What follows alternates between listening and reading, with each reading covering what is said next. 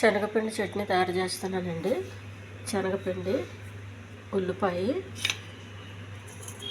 ఒక పండుమిర్చి, లేకపోతే ఎండుమిర్చి తీసుకోవచ్చు, ఒక టమాటా, పసుపు, ఉప్పు, కొద్దిగా అల్లం వెల్లుల్లి పేస్టు,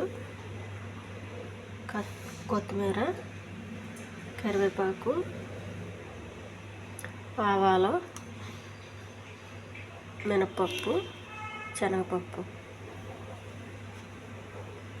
ముందుగా శనగపిండి అండి ఇది. ఈ శనగపిండిని ఉండలు లేకుండా ఫస్ట్ ఇలా తీయాలండి, ఇలా చెయ్యాలి. తర్వాత కొంచెం వాటర్ అండి, కొంచెం పలుచగా కలుపుకోవాలి, ఉండలు లేకుండా కలపాలి.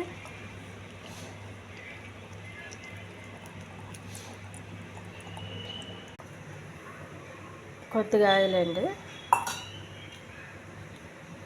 ఈ పప్పులన్నీ వేసేయాలి. కొద్దిగా కరివేపాకు, కోసి పెట్టుకున్న ఉల్లిపాయ,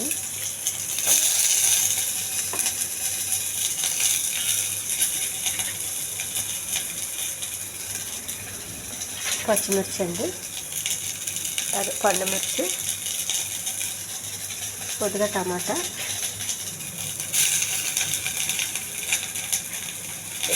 ఇవన్నీ వేసి బాగా వేగనివ్వాలి.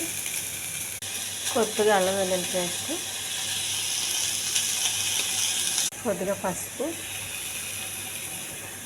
కొంచెం ఉప్పు,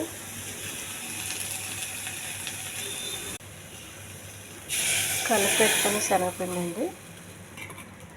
ఇది ఉండలు కట్టకుండా కలుపుకోవాలండి. మనకు కొంచెం గట్టిగా వచ్చేంత వరకు ఈ శనగపిండి పచ్చివాసన కూడా పోవాలి. మనం ఇలా కలపకపోతే ఉండలు కట్టేస్తుంది.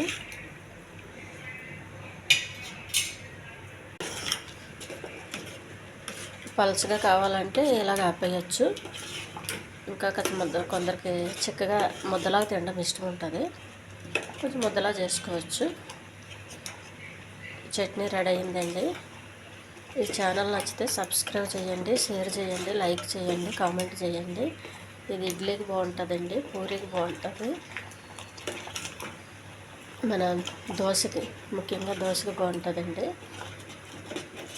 చాలా టేస్ట్గా ఉంటుందండి చట్నీ. స్టవ్ ఆఫ్ చేసేయాలండి, ఇంకా ఎక్కువగా ఉంచొద్దు. దించే ముందు కొద్దిగా కొత్తిమీర, బొంబాయి